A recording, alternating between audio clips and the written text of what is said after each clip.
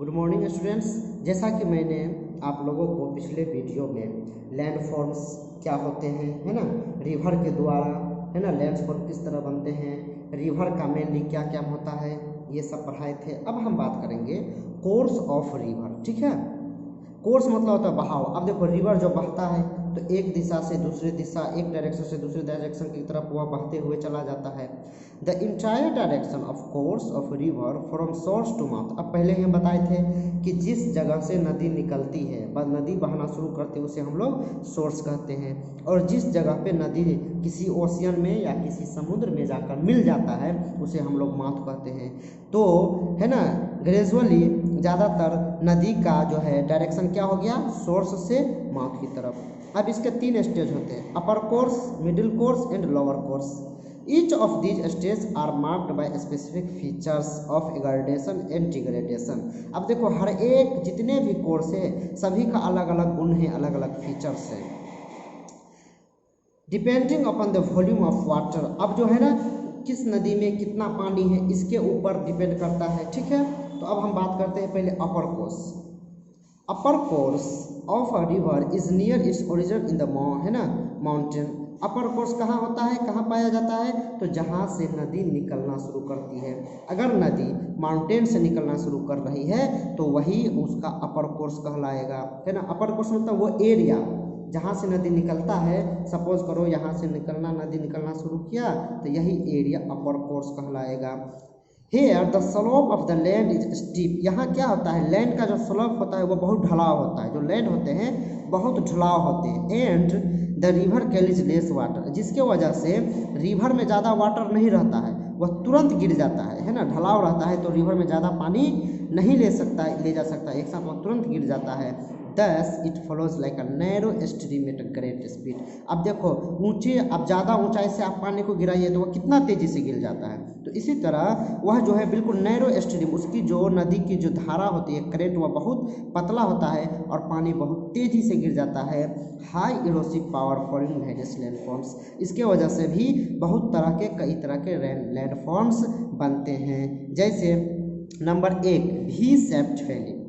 A V-shaped valley is narrow and deep with steep sides taking the shape of letter V। अब देखो V-shaped valley वह कहाँ बनता है, तो अपर कोर्स वाले एरिया में बनता है। इसमें क्या होता है कि जो है ना स्टीप साइड टेकिंग, उसमें जो है, जैसे मैं चित्र के जरिए आप लोग को दिखाना चाहूँगा। देखिए आप यहाँ देख सकते हैं, यह क्या है, वैली, ये भी माउंटेन है, ये भी माउंटेन। कहीं ना कहीं ये जो है इधर के यहाँ पे ऊपर वाले पॉइंट से यहाँ पे क्या गिरा होगा, पानी जो है ना, नदी का कोई ना कोई ओरिजिन हुआ होगा और वही ओरिजिन क्या होता है, इस तरह के वी शेप वैली बना लेता है। या न्यूजीलैंड में या इस टाइप के वी शेप वैली है जो यहाँ पे दिखाया गया है।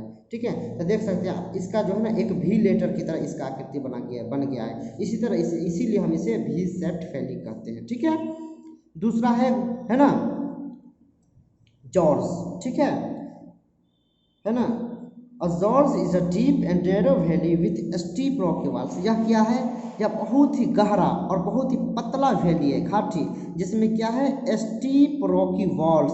इसके जो वॉल है, इसके जो दीवार है वह ढलाव है, बहुत ज़्यादा ढलाव है और रॉकी है, पथरीला है। आप देख सकते हैं इस चित्र के जरिए, है ना। देखिए जॉर्ज, है ना, यह क्या है, यह बहुत ही ढलाव है, बहुत गहरा भी है और बहुत ही इसके जो है ना वाल बहुत ही रॉकी है और कैसा, बिल्कुल बहुत ज़्यादा ढलाव और पथरीला है। ठीक है, it is located between hills और माउंटेन। यह कहाँ पे लोकेटेड है, हिल्स और माउंटेन में लोकेटेड होते हैं।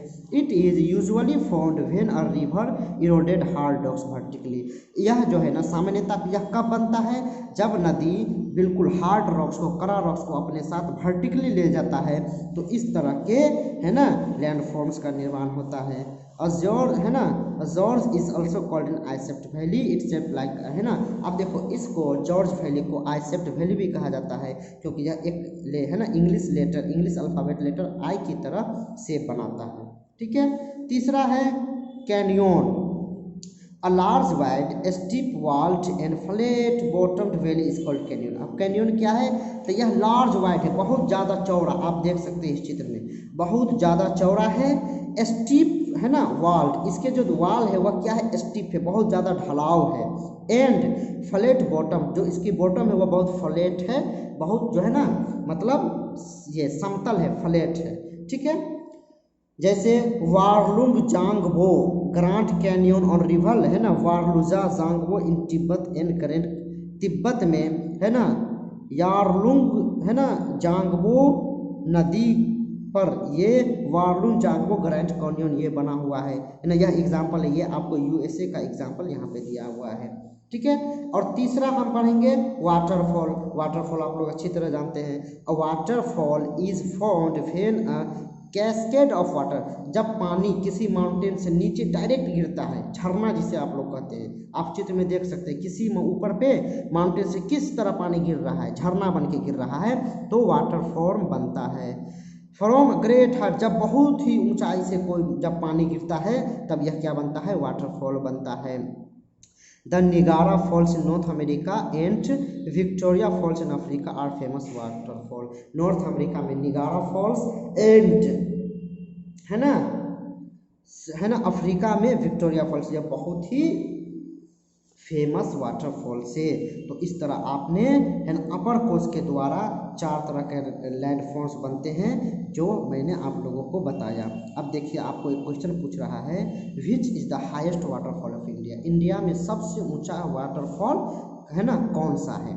एक क्वेश्चन इंडिया में आपको पूछ रहा है, लेकिन पूरे वर्ल्ड में, पूरे दुनिया में सबसे बड़ा अगर वाटरफॉल है तो वह साल्टो एंजल फॉल्स है, जिसकी ऊंचाई 979 मीटर है। वह वेनेजुएला, साउथ अमेरिका में वेनेजुएला नाम का जगह में है। तो मैंने आपको नदी के 3 कोर्स पढ़ाए थे, जिसमें पहला अपर कोर्स था। वहाँ पे क्या होता है, वह वैसे जगह होते हैं जहाँ से नदी निकलता है, जहाँ से नदी की उद्गम होती है ना। दूसरा में है मिडिल कोर्स।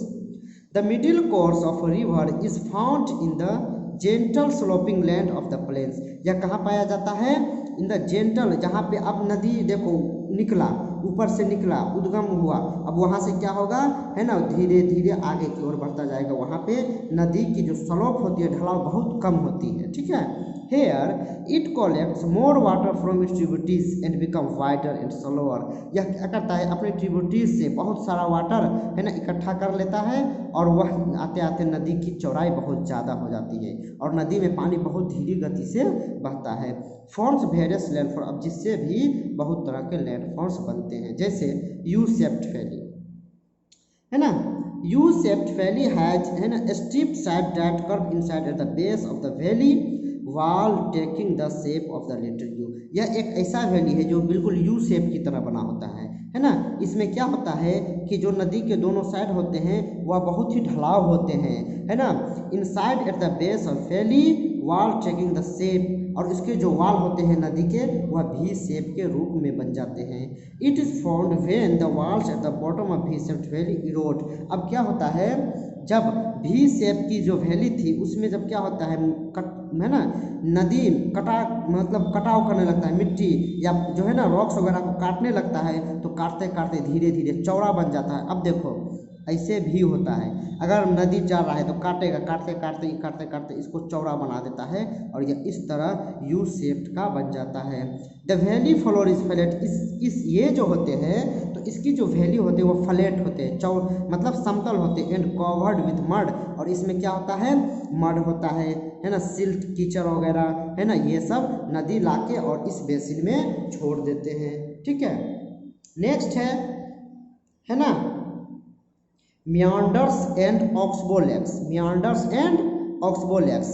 अब meanders is simply a being in slow moving river, है ना। यह कब बनता है, जब नदी बहुत धीरे गति से, बहुत स्लो गति से मूव करता है। It is form due to erosion, यह कैसे बनता है, इरोशन की वजह से, कटाव की वजह से, ट्रांसपोरेशन, मिट्टी को काट कर जब ले जाया जाता है, एंड डिपोजिशन, और इसको कहीं डिपॉजिट कर दिया जाता है, छोड़ दिया जाता है।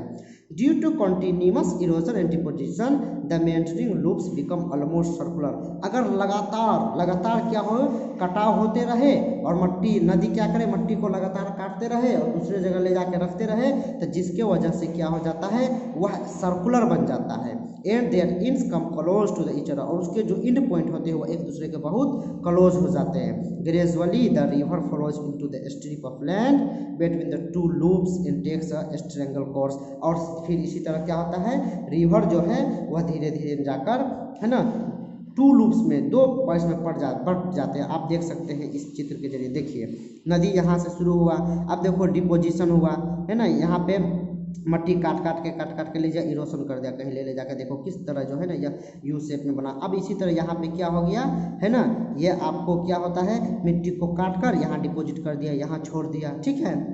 That circular loops that is left behind in completely cut off from the main channel. अब देखो यहाँ जब मिट्टी जम गया, मिट्टी जम जाता है तब नदी के जो पानी है वह क्या करेगा, यह वहाँ तो रुक जाएगा, मट्टी आप नदी में डाल देंगे तो वह पानी जाना रुक जाएगा, तो वह दूसरा रास्ता खोजेगा, तो दूसरा रास्ता खोज के एक दूसरा क्या करता है, वह लोग अपना जगह बना लेता है और वह उस चैनल से बिल्कुल अलग हो जाता है। इससे ही ऑक्सबो लेक कहा जाता है। देखिए यहाँ मिट्टी जमा हो गया, अब मिट्टी जमा हो गया तो यह क्या करेगा, इस जगह छोड़कर एक नया अपना लेक बना लेगा, इससे ही ऑक्सबो लेक्स कहा जाता है। और जबकि जो है ना, These landforms named for the distinctive curved shape remember oxbow, यही एक नया लैंडफॉर्म बन गया।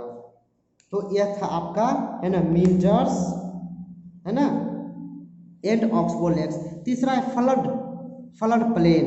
ड्यूरिंग द रेनी सीजन और river usually overflows flood adjacent area. देखो जब बारिश, है ना, रेनी सीजन आता है, जब बहुत ज़्यादा वर्षा होती है तो नदी क्या करता है, अपने साथ बहुत सारे, है ना, सबसाइड्स, है ना, वह क्या करता है, बहुत सारे चीज़ को अपने साथ बहा के ले जाता है ना। व्हेन द वाटर सबसाइड, जब अपने साथ बहा के लाता है, देखो जब बाढ़ आता है तो नदी जो है ना अपने पानी के साथ साथ बहुत चीज़ बहा के लेता है, लेकर आता है, और जब पानी कम हो जाता है तो नदी के, है ना, वो जो है ना नदी है उसके निचले तल में, है ना, जिसे सेडिमेंट्स कहते हैं, बहुत सारे चीज़, है ना, जैसे कीचड़ हो गया, मड हो गया, रॉक्स हो गया, पत्थर हो गया, वह सब चीज़ बैठ जाता है, और वही जो है क्या करता है, वह है ना, coarser material such as gravel deposited on the river banks while it smooth flat lock deposited further away flood plain, है ना, फ्लड प्लेन। अब देखो वही नदी के साथ साथ जो कंकर, है ना, पत्थर चट्टान वगैरह आते हैं, वह क्या होता है, जमीन, ये नदी के, है ना, ये मतलब बैंक में किनारे पर आके जम जाता है, रह जाता है, बैठ जाता है, वही फिर बना लेता है फ्लड प्लेन। वही एरिया को हम लोग फ्लड प्लेन कहते हैं। तीसरा है नेचुरल, है ना, लिवी, है ना, natural levees. Natural levees are elevated slopes form due to deposition of sediments.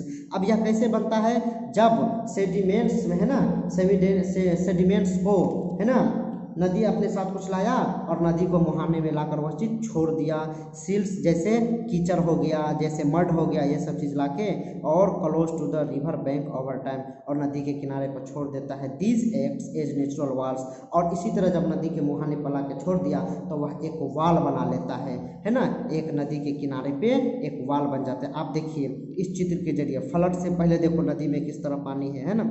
अब क्या किया, जब नेचुरल लिवी होने लगा, जब फ्लड से पहले, अब जब फ्लड आया तो फ्लड अपने साथ देखो किस तरह का जो है ना, वह, है ना, किस तरह के जो है ना सिल्ट वगैरह, मड वगैरह अपने साथ लाता है, और जब बहुत ज़्यादा बार बार जब बाढ़ आता है तो इस तरह ये सब चीज़ आकर यहाँ पे नदी के किनारे पे बह जाता है। ये ऐसे देखो नदी ऐसे बह रहा है, ये दोनों, है ना, छोर है, इंड पॉइंट है, तो इस तरह नदी के किनारे पे आप ये सब चीज़ बैठ जाता है, जिसे ही नेचुरल लिवीज कहा जाता है। तो ये है ना, आपको जो मैं नदी के 3 कोर्स पढ़ाया है ना, अपर कोर्स, है ना, मिडिल कोर्स, ये 2 चीज़ से जो लैंडफॉर्म्स बने वह चीज़ मैंने बता दिया। अब अगले वीडियो में हम बात करेंगे लोअर कोर्स के बारे में। अभी के लिए इतना ही। Thank you very much. Goodbye to all.